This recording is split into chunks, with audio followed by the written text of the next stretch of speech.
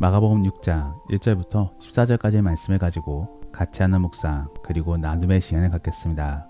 먼저 본문 말씀부터 같이 들어보겠습니다.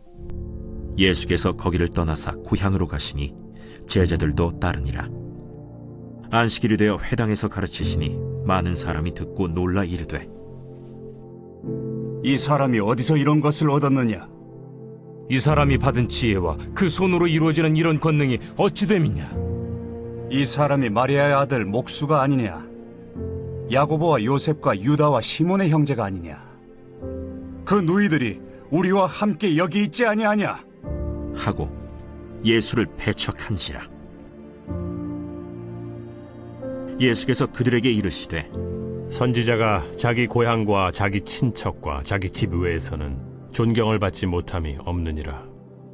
하시며 거기서는 아무 권능도 행하실 수 없어 다만 소수의 병자에게 안수하여 고치실 뿐이었고 그들이 믿지 않음을 이상히 여기셨더라.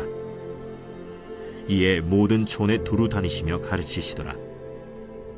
12 제자를 부르사 둘씩 보내시며 더러운 귀신을 제어하는 권능을 주시고 명하시되, 여행을 위하여 지팡이 외에는 양식이나 배낭이나 전대의 돈이나 아무것도 가지지 말며 신만 신고 두보롯도 입지 말라. 어디서든지 누구의 집에 들어가거든 그곳을 떠나기까지 거기 유하라. 어느 곳에서든지 너희를 영접하지 아니하고 너희 말을 듣지도 아니하거든 거기서 나갈 때 발 아래 먼지를 떨어버려 그들에게 증거를 삼으라. 하시니 제자들이 나가서 회개하라 전파하고 많은 귀신을 쫓아내며 많은 병자에게 기름을 발라 고치더라. 이에 예수의 이름이 드러난지라 헤롯 왕이 듣고, 이는 세례 요한이 죽은 자 가운데서 살아났도다. 그러므로 이런 능력이 그 속에서 일어나느니라. 오늘 본문에서는 두 가지 에피소드가 등장하고 있습니다. 하나는 예수님이 고향 나사렛에서 말씀을 가르쳐 주셨다가 사람들에게 무시를 받는 사건인 것이고, 다른 하나는 예수님이 제자들을 파송시킨 사건인 것입니다. 그러므로 둘씩 짝지어 각 지방마다 복음을 전하게끔 명하신 것입니다. 여기에는 한 가지 공통점이 있습니다. 바로 복음을 전했다는 것입니다. 그러므로 예수님은 나사렛에서 복음을 전함에 있어 부정적인 반응을 나타낸 사람들에 대하여 어떻게 대해야 될지를 보여주고 계신 것입니다. 결국 복음을 전해야 될 그리스도인들이 어떠한 마음을 가져야 될지를 보여주고 계신 것입니다. 그러므로 저는 오늘 본문 말씀을 통하여 복음을 나눠야 될 우리 그리스도인들이 복음을 전함에 있어 어떠한 마음을 가져야 될지를 한번 생각해 보기를 원합니다. 첫 번째로는 배척에 대한 두려움을 이겨내야 되는 것입니다. 오늘 본문에서는 예수님의 고향 사람들이 예수님의 가르침을 거부하고 있습니다. 왜냐하면 예수님의 어린 시절 및 그의 가족의 모든 상황들을 다 알고 있었기 때문입니다. 그러므로 그의 가르침에 의심을 가졌던 것이지요. 하지만 2절 말씀을 읽어보면 그들도 예수님의 가르침에 놀랐다고 전하고 있습니다. 결국 어느 정도는 예수님의 가르침에 수긍한 것입니다. 하지만 그럼에도 불구하고 편견 때문에 받아들이지 못합니다. 그래서 결국에 배척하게 된 것이지요. 여기에 대해 예수님은 어떻게 반응하고 계십니까? 4절 말씀을 읽어보니 선자는 자기 고향에서 존경받지 못한다 라고 자조 섞인 말씀을 전해주고 계신 것입니다. 그러면서 다른 곳으로 이동하실 뿐인 것이지요. 그러면 예수님은 그냥 단념하신 것입니까? 여기서 더 많은 기적들을 보여주면서 자신이 메시아임을 증명해 볼 수도 있을 텐데 말입니다. 하지만 그렇지 않습니다. 예수님은 복음을 받아들이지 않는 사람에 한해서는 그냥 내버려 두라고 말씀하고 계십니다. 왜냐하면 그들은 택함받은 백성이 아닐 수도 있기 때문입니다. 그러므로 11절 말씀에 너를 받아들이지 않는 사람에 한해서는 나갈 때 발 아래에 먼지를 떨어뜨리라 라고 전해주고 있는 것입니다. 여기서 먼지를 떨어뜨리는 것은 상대방이 이방인이기 때문에 더 이상 상대하지 않겠다라는 표시입니다. 결국 복음을 받아들이지 않는 사람은 주의 백성이 아니기 때문에 이방인으로 취급하겠다는 것입니다. 그리고 그렇기 때문에 굳이 그러한 사람에 대해서는 에너지를 쓸 필요가 없는 것입니다. 우리는 이러한 예수님의 모습을 바라보면서 복음을 전할 때의 자세를 어떻게 가져야 될지를 생각해 봐야 되는 것입니다. 우리는 복음을 전함에 있어서 저 자세로 복음을 전해서는 안 되는 것입니다. 당당하게 전해야 되는 것이지요. 이 복음이 얼마나 가치가 있는 것인데 빌빌거리며 전할 필요가 뭐가 있겠습니까? 우리는 담대하게 복음을 전해야 되는 것입니다. 그리고 우리는 전하기만 하면 되는 것입니다. 그 나머지의 변화 과정은 모두 하나님 몫입니다. 그러한 사실들은 이미 자라나는 씨 비유를 통하여 나누었었습니다. 우리는 담담히 전하고 그 나머지는 하나님께 맡겨야 되는 것입니다. 우리는 전도에 대한 패러다임을 바꿔야 되는 것입니다. 즉, 교회를 부흥시키기 위해 전도하는 것이 아니라 그저 자연스럽게 대화를 나누는 것이 전도가 되어야 되는 것입니다. 결국 우리가 전하는 말이 복음이 되어야 되는 것이지요. 그리스도인은 복음을 품는 자입니다. 그러므로 말 속에서 복음이 튀어나올 수밖에 없는 것입니다. 그렇기 때문에 전도는 의무적으로 감당해야 되는 것이 아닌 그저 자연스럽게 이루어져야 되는 것입니다. 그렇기 때문에 전도에 대해서도 굳이 부담감을 가질 필요가 없는 것입니다. 그러면 전도에 대하여 부담감을 갖는 이유는 무엇입니까? 내 안에 복음이 가득하지 않으므로 억지스럽게 전하려고 하니 부담감을 가질 수가 있는 것입니다. 더불어 다른 목적 속에서 복음을 전하려고 하니 부담스러운 것입니다. 그러한 것 없이 그저 내 이야기만을 전하려고 한다면 전도는 결코 부담스러운 것이 아닌 것입니다. 그리고 그 전함에 있어서도 그 결과는 하나님이 책임져 주십니다. 그러므로 우리는 그저 전하기만 하면 되는 것이고 그 전함에 있어서도 거부에 대하여 두려워할 필요가 없는 것입니다. 사실 상대방의 입장에서는 나의 모든 것에 대하여 관심이 있는 것은 아닐 것입니다. 그러므로 내 안의 복음에 대해서도 관심이 없을 수도 있는 것입니다.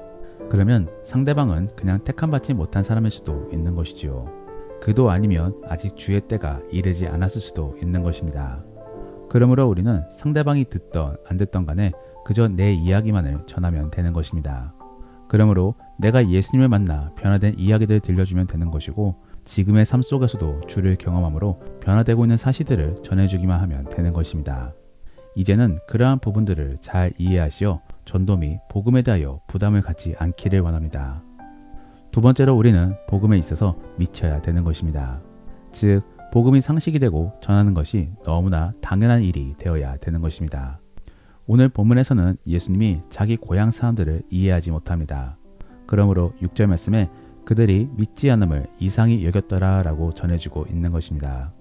예수님이 놀라신 것입니다. 왜 그런 것입니까? 예수님의 입장에서는 복음이 너무나 상식적인 것이기 때문입니다. 너무나 당연한 이야기인 것이고 진리인 것인데 사람들은 인정하지 못하니 당황스러운 것입니다.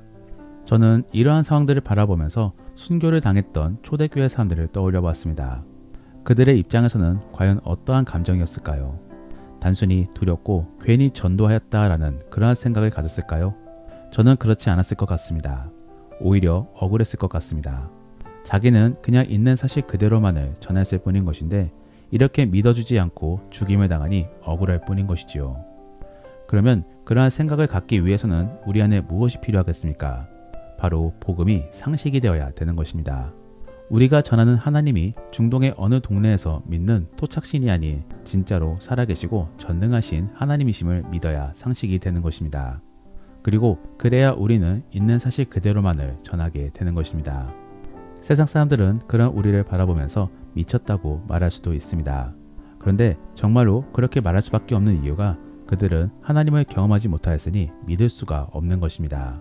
반대로 우리는 예수님을 경험했기 때문에 믿을 수밖에 없는 것입니다. 그리고 그렇기 때문에 우리는 있는 사실 그대로만을 전하고 있을 뿐인 것입니다. 이처럼 복음에 대하여 우리는 진심이어야 되는 것입니다. 그저 어떠한 교림이 교회 영업을 위한 지식이 되어서는 안 되는 것이지요. 그러면 그렇게 복음에 대하여 진심이기 위해서는 우리 안에 무엇이 필요하겠습니까? 바로 살아 역사하시는 하나님을 경험해야 되는 것입니다. 그리고 그러하기 위해 우리는 경건 생활을 감당하는 것입니다. 물론 처음에는 은혜 속에 하나님이 먼저 우리를 찾아와 주십니다. 그리고 그 이후로는 경건 생활을 통하여 주님과 더 깊은 교제를 나눌 수 있게 되는 것입니다. 정말로 그러한 삶을 통해 주를 깊이 경험해 보시기를 바랍니다. 그리고 그렇게 경험한 사실에 대하여 많은 사람들에게 전해주시기를 바랍니다. 마지막으로 우리는 복음을 전함에 있어서 주객이 전도가 되어서는 안 되는 것입니다. 즉 우리는 하나님을 전해야 되는 것이지 하나님을 핑계로 나를 드러내서는 안 되는 것입니다. 오늘 본문에 예수님께서는 제자들에게 이렇게 당부하고 계십니다. 어느 집에 가든지 처음으로 영접한 집에 유하고 더 좋은 집으로 머무를 곳을 찾지 말라라고 말입니다. 이게 무슨 말이겠습니까? 분명히 제자들은 복음의 놀라운 능력과 함께 예수님에 대한 소문 때문에 사람들에게 환대를 받게 될 것입니다. 그런데 그럴 때 어느 순간에 자신이 능력이 좋아서 이렇게 환대를 받는 것으로 착각할 수도 있는 것입니다. 그렇게 되면은 결국에 주객이 전도되어지게 되는 것이지요. 그리고 당시에 있어 바리새인들처럼 되는 것입니다. 오늘날의 많은 목회자 및 교회 리더들이 이러한 덫에 빠질 때가 있습니다. 분명히 말씀의 능력 속에 사람들이 환대해주는 것인데 스스로는 자기의 능력이 좋아서 이렇게 환대를 받는다고 착각하는 경우들이 있는 것이지요. 그리고 그러한 경험이 축적되므로 스스로가 하나님을 가리게 되는 것입니다. 오히려 자기가 하나님처럼 행동할 때가 있는 것입니다. 그러면 결국 이단이 되는 것이지요. 우리는 말씀의 능력을 인정함 속에 온전히 주님만을 전해야 되는 것입니다. 더불어 제자를 세울 때도 예수님의 제자를 세워야지 자기의 제자들을 세워서는 안 되는 것입니다. 복음을 전함에 있어서는 여러 가지 유혹들이 찾아올 수 있습니다. 결코 평탄한 길만이 있는 것은 아닌 것입니다. 더불어 복음을 전하는 것은 주의 백성이 되기 위한 시험일 수도 있는 것입니다. 그러므로 예수님께서는 제자들을 파송하실 때 아무것도 가져가지 말라라고 전해주고 계신 것입니다. 결국 하나님의 시험을 받아 더욱더 주를 의지하라고 이렇게 명하고 계신 것입니다. 이처럼 복음을 전함에 있어서는 여러 가지 시련이 있을 수도 있습니다. 그리고 그 중에 한 가지는 내가 하나님이 되었다라는 착각을 가질 수도 있는 것이지요. 우리는 그러한 생각을 버리고 온전히 주님만을 전해야 되는 것입니다. 그러면 어떻게 하면 그러한 시험을 이겨낼 수 있는 것입니까? 계속적으로 회개하는 삶을 살아야 되는 것입니다. 제자들도 예수님의 가르침을 전함 속에 회개를 전하고 있습니다. 그만큼 주의 백성이 됨에 있어서는 회개가 중요한 것입니다. 그러므로 우리도 회개함 속에 온전히 주님만을 전하기를 원합니다. 그래서 주께 인정받는 복된 그리스도인이 될 수 있기를 원합니다. 말씀을 정리합니다. 오늘은 복음을 전함에 있어 우리는 어떠한 마음을 가져야 될지를 함께 생각해 보았습니다. 먼저는 복음을 전함에 있어 부담감을 가져서는 안 되는 것입니다. 우리가 전하는 복음은 사실 영업용이 아닌 그냥 일상의 대화입니다.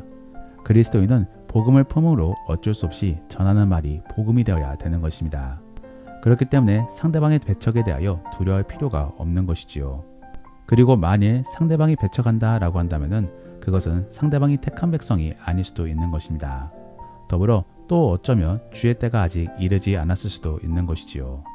그렇기 때문에 우리는 그저 전함 속에 그 다음은 하나님께 맡기면 되는 것입니다. 그러면 주님이 알아서 우리가 전한 복음을 사용하실 것입니다. 그러므로 이제는 부담감 없이 복음을 전하는 우리가 될 수 있기를 원합니다. 두 번째로는 복음에 있어 상식이 되어야 되는 것입니다. 즉 영업용으로 달달 외워야 되는 것이 아닌 내 삶이 되어야 되는 것입니다. 그래야지 우리는 복음을 전함에 있어 부담감이 사라지게 되는 것입니다. 그러면 어떻게 해야지 우리는 복음이 상식이 될 수 있는 것입니까? 하나님을 경험하고 주를 알아가야 되는 것입니다. 그러므로 우리는 경건 생활을 감당해야 되는 것입니다.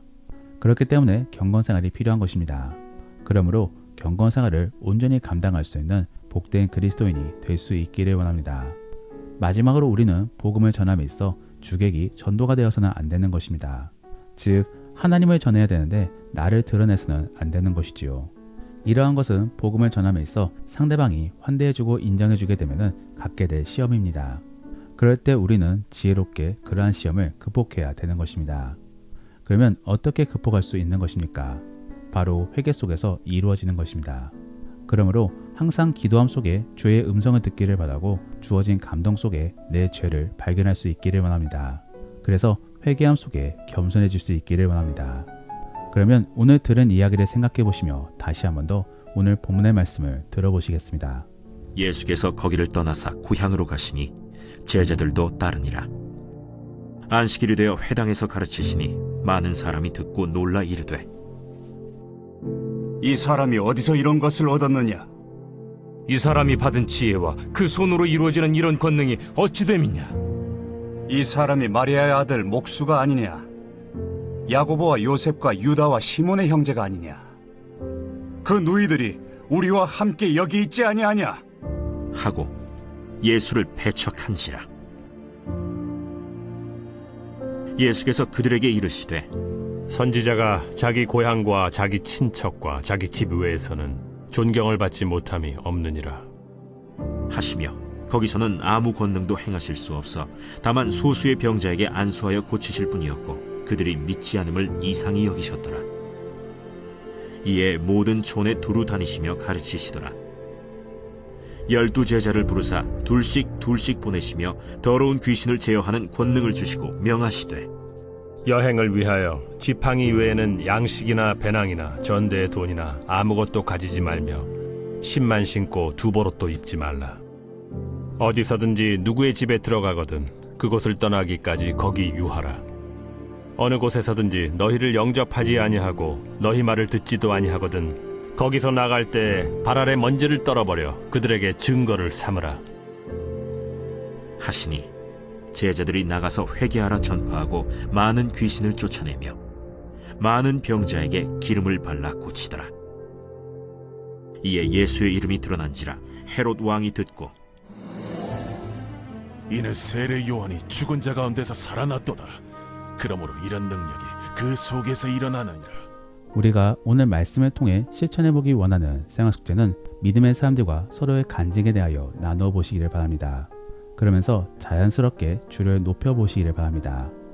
더불어 오늘 들은 말씀을 가지고 믿음의 나눔이나 가정예배를 드릴 때 나누기 원하는 것은 우리 안의 전도가 부담스러운 이유에 대하여 나누어 보시기를 바랍니다. 그러면서 편하게 전도하기 위해서는 우리 안에 무엇이 필요한지도 한번 나누어 보시기를 바랍니다. 우리가 오늘 말씀을 통해 함께 기도하기 원하는 것은 하나님, 우리 안에 복음이 가득하게 도와주옵소서. 그래서 찌르면 복음이 나오게 도와주옵시고 그 복음 안에서 교제와 함께 전도를 할 수 있게 도와주옵소서. 그리고 회개함 속에 겸손해질 수 있기를 원합니다. 그래서 온전히 주님만을 전하게 도와주옵시고 그를 통해 주님께 쓰임받을 수 있게 도와달라고 함께 기도하겠습니다. 그러면 이제 오늘 본문 말씀을 가지고 치열하게 하루를 살아갈 수 있기를 바랍니다. 주 안에서 승리하시고 복된 하루가 될 수 있기를 예수님의 이름으로 축복합니다.